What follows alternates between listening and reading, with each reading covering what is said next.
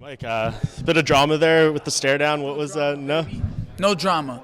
We get in, we get out. We put people to sleep, no drama. intensity would maybe be the better. Intensity, that's a good word. I like that word. I'm very intense, and I'm ready to go, man. I love this shit. So what were you talking about there? Though he was flipping the lights on and off or something at the gym. Yeah, it's this little thing that it's like a workout now that people are doing. The light comes on and they put their hand over and they're just trying to go real fast. It's supposed to be like a mental preparation thing. It gets your mind thinking about hand-eye coordination and speed. But I've been in the gym fighting, doing jiu-jitsu, grappling, wrestling, boxing, kickboxing, doing Muay Thai, working the clinch, hitting the bag, hitting the speed bag, shadow boxing. Come on, man. I'm out here fighting. I'm running the streets. I'm running rampant. Let's go, man. Are you impressed by Santiago's run at all? 5 wins in a row. He's been doing pretty well in the UFC for himself over these past few years. Yeah, it's impressive. He's a knockout artist. I respect what he's done. I love that I got me a tough opponent. And I've said it before, if you follow me on social media at Platinum Mike Perry on Instagram, that the tougher the opponent, the better the me you're going to get. I've never been at my best. You've never seen the best that I have to bring to the table, and the tougher the opponent, the better you're going to get. There's another tough opponent on this card, Danny Roberts, that me and him had a banger, and Santiago had a good fight with Safadine, whatever his name is. You know who I'm talking about, the local Canadian. He's a good fighter too, so that's a good fight to watch, and that fight will say a lot because Danny brought out some good stuff in me, but I've learned a lot since then, and I want this man to be able to take it because the more he can take it, the more fun I'm going to have. Did you watch his last fight with Gar Nelson? I did. I watched it. That's about the only fight I really watched because, I like to study from the most recent that my opponent had, the most recent event or fight. And, it was only a minute, but it showed me I know exactly what I'm standing against. I'm going to stand in the middle of the octagon, and he's going to bounce around and move and try to find that range, and I'm gonna time that range, and he's gonna come in, and I'm not gonna move. I'm gonna slip out the way and catch him with the counter, and I'm gonna knock him out unconscious in the first round, guaranteed. The reason I asked is just because after that fight, Gar Nelson and his team were saying that he poked him in the eyes, and that led to the knockout. He likes to throw punches like a middle school girl. He likes to open his fingers and go like this. I don't know if he's trying to palm at the hands or it looked to me, I've seen some videos where he was literally trying to stick his fingers in people's eye, and he also does this one too where he sticks the knuckle if he can land it in your eye. I like that.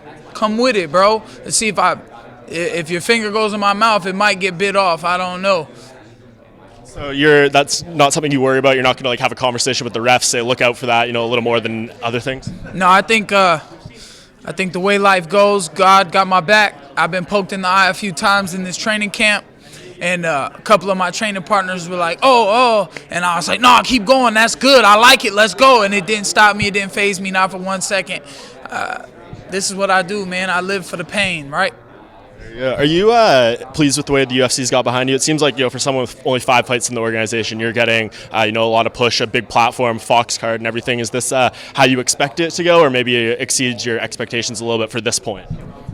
Other than how I'm doing what I'm doing with all the knockouts, the aggression on how I'm letting you know, obviously I believe in what I'm doing and how I'm doing it.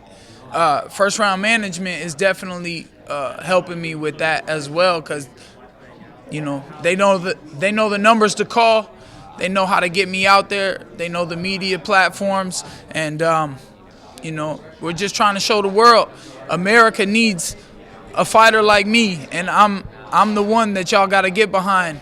We need y'all support. And if you're going to put your money on anybody, I'm the underdog this weekend. I'm paying lots of my homies' rent this month. Yeah, and it seemed like originally, or a few months ago when you were overseas, that maybe the Darren Till fight was going to happen. He was supposed to be here this week. He's not going to be now. I think he had some personal stuff going on. But is that a fight that you're expecting to have in the very near future? Yeah, absolutely. It's definitely a fight we're looking for.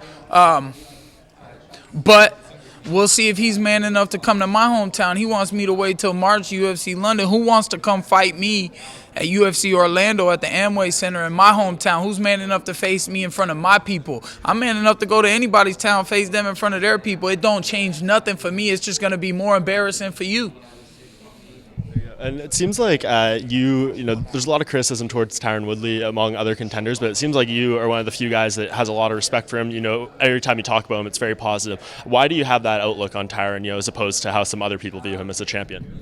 I believe Tyrone is better than Tyrone believes he is. I believe he's a great champion, and really it's not his fighting ability that I respect so much. It's the family man that he is, the businessman that he is, the people person that he is. Those are all great things that a champion should have, and those are the things that I look up to. But when you look at him, are you still thinking in the back of your head that's a beatable guy that I'm gonna eventually want to take the title from? Everybody can go to sleep, and if I put this hand on your chin, that's what's gonna happen. You mentioned the U.S. fans and trying to get the U.S. fans around you. Other countries like Brazil, they seem to rally around their fighters better than what most fans in the U.S. do. Why do you think that is, and what will it take to get the U.S. to start rallying around their fighters? Is it because they have too many fighters in the game, and what do you think the issue is? I don't know if it's too many fighters or, maybe they've been let down so many times. They put their faith in someone. I mean, Floyd Mayweather was the best American fighter, and he was a boxer.